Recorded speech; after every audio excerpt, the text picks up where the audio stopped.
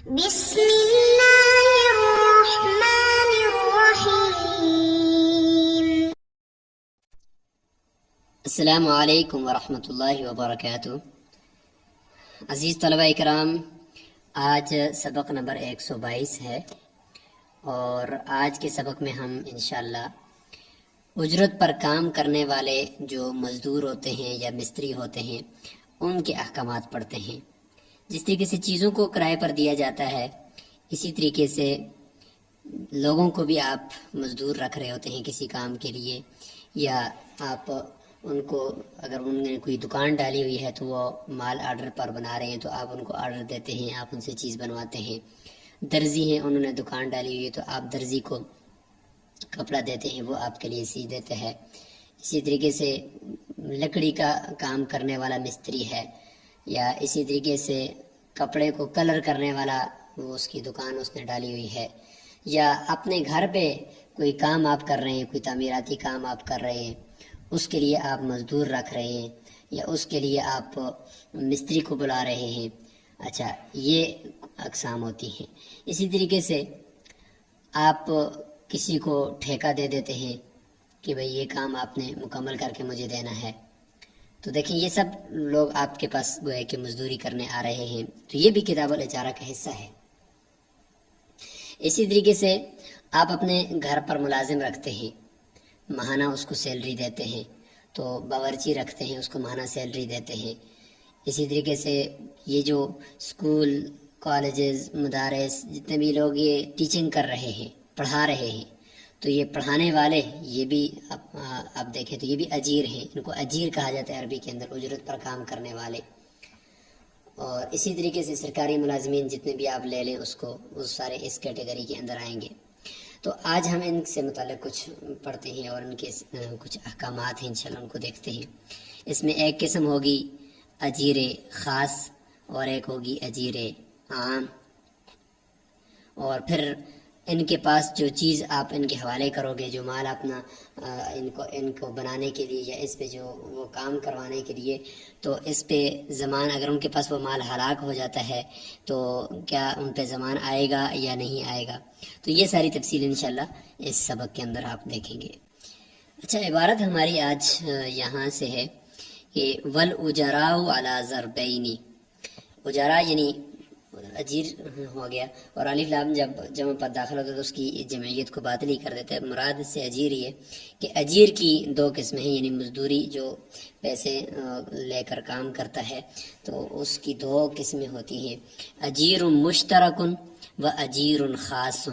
ایک اجیر مشترک ہوتا ہے اور ایک اجیر خاص ہوتا ہے۔ اجیر مشترک ہم کہیں گے اس کو جس نے مارکیٹ کے اندر اپنی دکان ڈالی ہوئی ہے، اور جیسے درزی ہے یا قرض کرنے والا ہے کپڑوں کو، یا یہ کہ کوئی بھی لوگ جو دوسروں کے مطلب موچی ہے، یا کوئی بھی آدمی جو اپنی دکان پر لوگوں سے پیسے لے کر اس کا کام کر دیتا ہے۔ ایک تو دکاندار ہے جو چیزیں اپنی سیل کر رہے ہیں، یہ نہیں بلکہ وہ جو آپ کے کام کو کر کے آپ کو دے دیتا ہے، کپڑے سی کر آپ کو دے دیتا ہے، آپ کے جوتے پالش کر کے دے دیتا ہے، یا اس طریقے سے وہ مزدور ہے جو آپ کے ان سارے مشینری ہے اس کو کوئی ٹھیک کر کے اس کی ریپیئرنگ کر کے دے دیتا ہے، موبائل کی ریپیئرنگ کر کے دے دیتا ہے۔ تو یہ جتنی بھی چیزیں ہیں جس کے اوپر وہ اپنی رقم لے رہا ہوتا ہے، اس کی جتنا اس کا وقت لگا ہے، اس کو کہتے ہیں اجیر مشترک۔ کیوں؟ اس لیے کہ یہ مشترک ہے، یہ بہت سارے لوگوں کے کام بیک وقت کر رہا ہوتا ہے،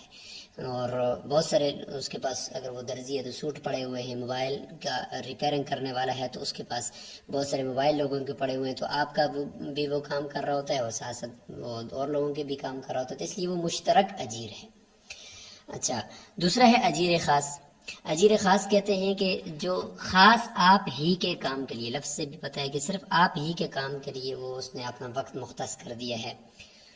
اور اس میں وہ یہ ہے کہ اس وقت میں وہ کوئی اور کام نہیں کر رہا، صرف آپ ہی کا کام کرے گا۔ جیسے کہ آپ نے اپنے گھر میں کوئی مزدور رکھ دیا، یا اپنے گھر میں کوئی ملازم رکھ دیا، یا دیہڑی کے لیے کسی کو لے کر آگے بھائی صبح سے لے کر شام تک، تو وہ پورا وقت اس نے آپ کو دے دیا ہے۔ اب اس وقت میں آپ اس سے جو کام لینا چاہتے ہیں، جو کام متعین ہے وہ کام آپ لے لیں، تو اس کو کہتے ہیں اجیر خاص، جو کوئی اور کام نہیں کرتا۔ اب اسی حوالے سے ان کی پھر اجرت بھی کا جو مسئلہ ہوگا وہ بھی مختلف ہو جائے گا۔ ظاہر ہے کہ جو اجیر مشترک ہے جو اور لوگوں کے کام بھی ساتھ ساتھ کر رہا ہوتا ہے، آپ کا بھی کر رہا ہوتا ہے، تو اس کا تعلق تو وقت کے ساتھ نہیں ہے، اس نے صرف کام کر کے آپ کو دینا ہے۔ اچھا، جب وہ کام کر کے دینا تو وہ اس وقت تک اجرت کا مستحق نہیں ہے کہ جب تک اس نے کام نہیں کیا۔ لہٰذا یعنی اصولی بات تو یہی ہے کہ جب کام کرے گا تو اس کو اجرت ملے گی، لیکن اگر وہ کہتے ہیں کہ بھائی میں ایڈوانس بکنگ بھی کرواتا ہوں اور ایڈوانس بھی مجھے پیمنٹ کرنی ہوتی ہے، تو لہٰذا وہ جو شرائط طے ہو جائے وہ بھی ٹھیک ہے۔ آگے اجرت کے مستحق استحقاق سے متعلق تفصیل آ رہی ہے۔ لہٰذا حکم یہی ہے اصولی طور پر کہ وہ مجبور نہیں کر سکتا، بہرحال جو آرڈر لے کر آنے والا ہے، کپڑے کا مالک ہے، تو اس کو مجبور نہیں کر سکتا کہ آپ دے ہی دیں پہلے، کیونکہ حقیقت میں اس نے کام ہی نہیں کیا، وہ اجیر مشترک ہے۔ تو فالمشترک من، کہتے ہیں کہ اجیر مشترک وہ ہے لا یستحق الاجرۃ،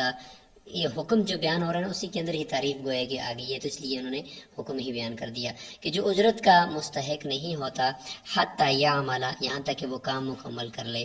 کالصباغی، جیسے کہ کپڑوں کو کلر کرنے والا، رنگ کرنے والا، والقصاری، اور دھوبی ہوتا ہے کپڑے دھو کر دینے والا، تو جب کام کریں گے تو تب اس کو اجرت مل جائے گی۔ والمتاع، اور جو آپ نے اس کو سامان دیا ہے، کپڑا دیا ہے، کچھ بھی دیا ہے چیز، وہ جو ہے اس کے پاس امانت ہوتا ہے، فی یدیہ، اس کے ہاتھ میں۔ ان ہلاک لم یضمن شیئا عند ابی حنیفہ، امام صاحب فرماتے ہیں کہ اگر اس کے پاس وہ چیز ہلاک ہو جاتی ہے اور اس نے کوئی تعدی یا اس نے زیادتی یا کوئی سستی اس نے خود نہیں کی، بلکہ اس کے سستی کے بغیر اس سے وہ مال اگر ضائع ہو گیا، ہلاک ہو گیا، تو یہ ضامن نہیں ہوگا۔ یہ اجیر مشترک سے متعلق بات ہے۔ لیکن یہ کہ اس کے عمل سے، اگر کوئی اس نے عمل کرتے وقت یعنی ریپیرنگ کرتے وقت، یا یہ ہے کہ کپڑے کو سیتے وقت اس نے کپڑے کو خراب کاٹ دیا، یا یہ ہے کہ وہ مزدور تھا، اجیر مشترک تھا، لیکن اور لوگوں کی کام بھی کر رہا تھا، ساتھ آپ کا کام بھی کر رہا تھا، تو پھسل گیا اور چیز اس سے گر کر وہ خراب ہو گئی، تو اس طریقے سے جتنی بھی چیزیں ہیں اس کے عمل سے، تو اس کا وہ ضامن ہوگا، کیونکہ اس کو کام کرنے کے لیے جو دیا ہے تو بشرط سلامتی دیا ہے نا، کہ بھئی آپ نے کام کرنا ہے، کام کو خراب کر کے نہیں کرنا بلکہ کام کو اچھی طریقے سے کرنا، تو اس کی ذمہ داری بنتی ہے، لہٰذا وہ ضامن ہوگا۔ اور یہاں پہ بھی یہ ہے کہ اس کے پاس جو امانت ہے، اگر اس کے پاس ہلاک ہو جاتا ہے تو دیکھیں گے کہ اس کے پاس جو ہلاک ہوا ہے اس کے فعل سے ہوا یا نہیں ہوا، اگر اس کے فعل سے ہوا ہے تو پھر تو وہ ضامن ہوگا، اگر اس سے فعل سے نہیں ہوا، کسی اور کے فعل سے ہوا ہے، تو اس کو چاہیے تھا کہ وہ اس کی حفاظت کرتا۔ اب چونکہ اجیر مشترک ہے، دکان ہے اس کی، اگر ہم اس کو یعنی فتویٰ بھی اسی قول پر ہے جو آگے صاحبین کا قول آ رہا ہے کہ اگر ہم اس کو ضامن نہیں بنائیں گے اجیر مشترک کو، تو ظاہر لوگوں کا مال لیں گے اور پھر اس کے اندر سستی کریں گے اور مال ضائع ہوگا، تو ان کو سب سے پہلے ان کو پتہ ہے کہ بھئی ویسے بھی ہمارے اوپر ضمان تو آنا نہیں ہے، اس لیے پھر وہ حفاظت نہیں کریں گے، اس لیے فرمایا کہ ان کے اوپر ضمان ہونا چاہیے۔ تو فتویٰ صاحبین کے قول پر ہے، صاحبین فرماتے ہیں کہ یضمنہ، وہ ضامن ہوگا، اگر اس کے پاس ہلاک ہو گیا وہ مال تو ضامن ہوگا کہ اس نے سستی کی ہے۔ اچھا، یہاں پہ آگے چلنے سے پہلے چونکہ ابھی اجیر مشترک کے احکامات چل رہے ہیں، اجیر خاص کا حکم بھی یہاں پہ تھوڑا سا ہائی لائٹ ہو جائے تاکہ وہاں پہنچنے سے پہلے ہمیں دونوں کا حکم ذرا اجمالاً ہمیں سمجھ میں آ جائے، اس لیے ایسا کرتے ہیں کہ اس کا حکم بھی بیان کر دیتے ہیں۔ تو اجیر خاص جو ہوتا ہے وہ شروع میں جب صبح سے لے کر شام تک اس نے آپ کو اپنا وقت دے دیا ہے، آپ اس سے کام جو بھی لیں وہ آپ کے پاس ہے، نہ لیں پھر بھی وہ آپ کے پاس ہے، لہذا وہ صبح آتے ہی جب اس نے کہا کہ بھائی 4 بجے تک میں آپ کے پاس ہوں، تو یہ صبح سے ہی اجرت کا مستحق ہو چکا ہے،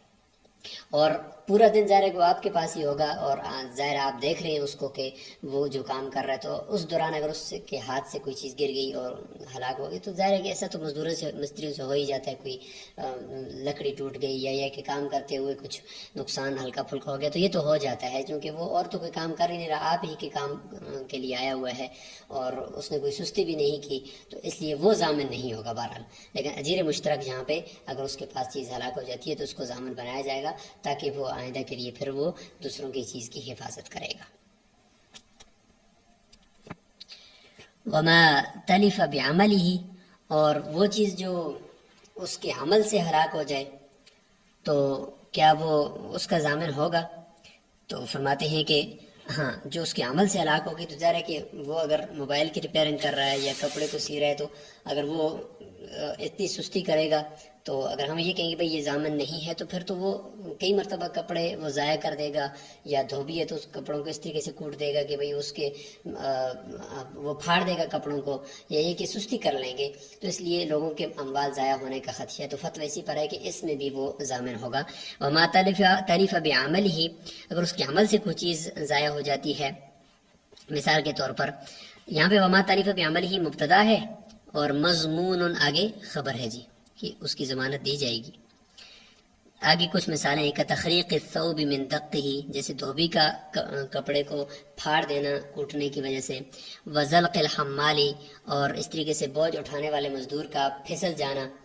وانقطاع الحبل الذی یشد به المکاری الحمل، اور اس رسی کا ٹوٹ جانا جس کے ذریعے سے مزدور وہ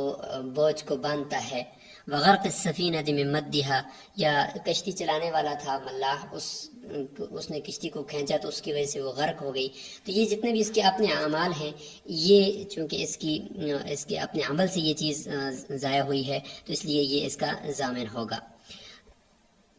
اچھا، اس کے ساتھ ایک اشکال یہ ہوتا ہے کہ اگر کوئی اس کی وجہ سے کوئی آدمی ضائع ہو گیا تو یہ ظاہر ہے کہ ہر انسان کا یعنی جان بچانے کے لیے اللہ تعالیٰ نے اس کو اختیار دیا ہوا ہے، لیکن یہاں پر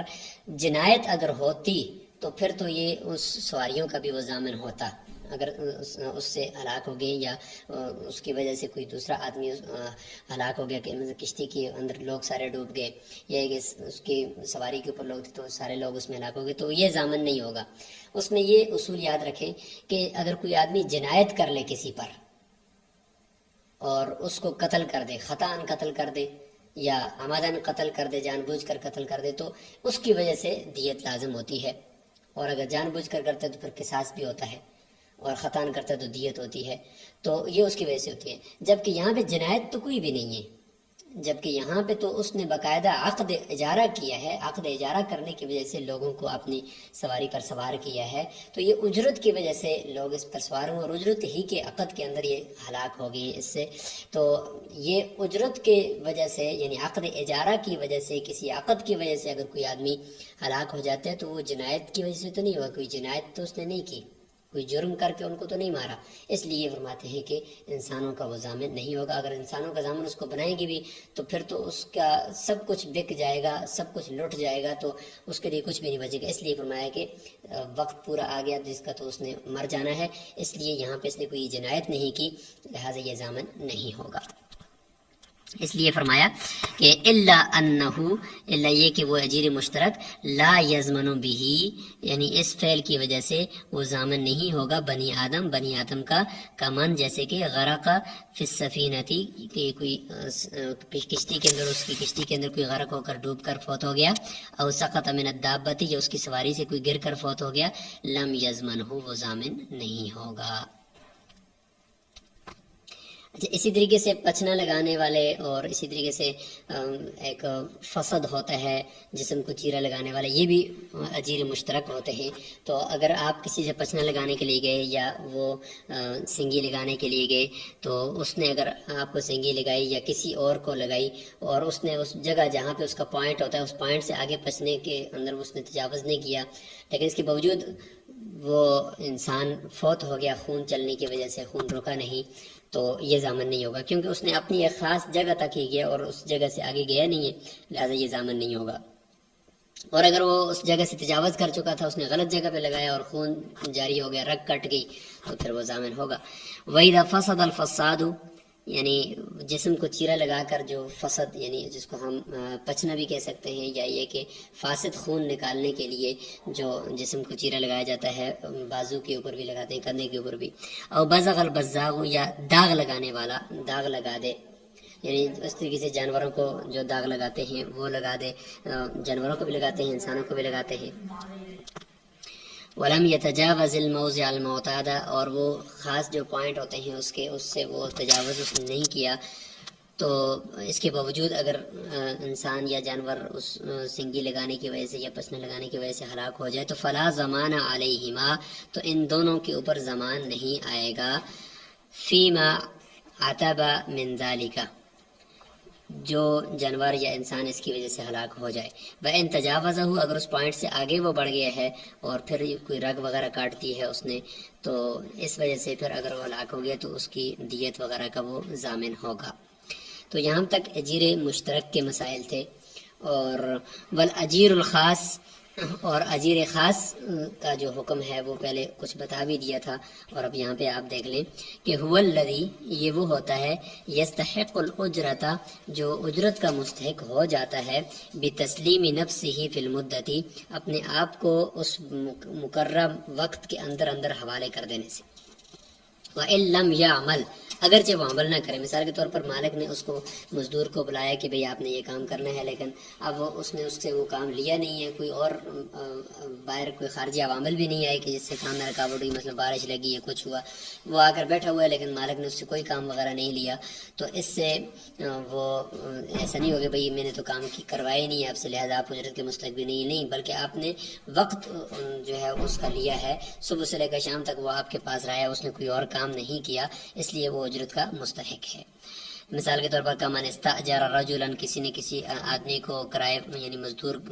لایا دیہڑی کے لیے، شہرن یہ بھی ہو سکتا ہے کہ شہرن للخدمتی 1 مہینہ خدمت کے لیے لے کر آگے، ماہانہ اس کو آپ نے سیلری دینی ہے. او لراعی الغنمی خدمت کے لیے لایا یا یہ کہ بکریاں چروانے کے لیے لایا. ولا زمان علی الاجیر الخاص کہتے ہیں کہ اس کا حکم یہ ہے کہ اس کے اوپر زمان نہیں آتا اجیر خاص کے اوپر. اگر آپ کے گھر کے اندر اگر یا آپ کے کام میں وہ مشغول ہے، ظاہر ہے کہ کئی مرتبہ ایسا ہو سکتا ہے کہ کوئی تھوڑا بہت نقصان ہو جائے، کوئی چیز گر کر اس کے ہاتھ سے ٹوٹ جائے تو اس کی وجہ سے وہ ضامن نہیں ہوگا. فیما تلف فی یدہ اس کے ہاتھ میں کوئی چیز اگر ضائع ہو جائے. ولا فیما تلف من عملہ اور اس طریقے سے اس کے عمل سے اگر کوئی چیز ضائع ہو جائے اس میں بھی وہ ضامن نہیں ہوگا، کیونکہ عام طور پر مالک پاس ہوتا ہے، وہ دیکھ رہا ہوتا ہے کہ اس سے زیادتی ہوئی ہے، تعدی ہوئی ہے یا نہیں ہوئی، اور اس سے سستی ہوئی ہے یا نہیں ہوئی، کیونکہ وہ عام طور پر تو سارا کچھ ساتھ مل کر کر رہے ہوتے ہیں، تو اس میں یعنی یہ امکان کم ہے کہ اس نے کسی دشمنی کی وجہ سے یا سستی کی وجہ سے اس کو ہلاک کیا ہوگا، کیونکہ سارا کچھ تو مالک کے قریب ہو رہا ہے سب کچھ. الا ان یتعدی الا یہ کہ اگر وہ تعدی کر دیتا ہے، سامنے پتہ چل گیا کہ اس نے سستی کر کے دیکھیں یہ چیز کو ہلاک کر دیا ہے، فیضمن تو پھر اس صورت میں وہ ضامن ہوگا. تو یہ کچھ احکامات اجیر مشترک اور اجیر خاص کے یہاں پر مکمل ہو گئے ہیں. تو یہیں پر اس سبق کو روک لیتے ہیں. اگلے سبق کے اندر اجارہ فاسدہ جو شروط مختلف شرائط ایسی جو مقتضی عقد کے خلاف ہوں تو وہ اگر لگائی جائیں تو اجارہ ان سے فاسد ہو جاتا ہے، تو اس کی کچھ مثالیں ہوں گی انشاءاللہ، وہ اگلے سبق نمبر 123 کے اندر آئیں گی. تو اجیر مشترک و اجیر خاص سے متعلق یہ بنیادی مسائل ہیں، ورنہ اس سے متعلق بہت سارے مسائل آگے بڑی کتب کے اندر آپ کو دیکھنے کو ملیں گے. السلام علیکم ورحمۃ اللہ وبرکاتہ.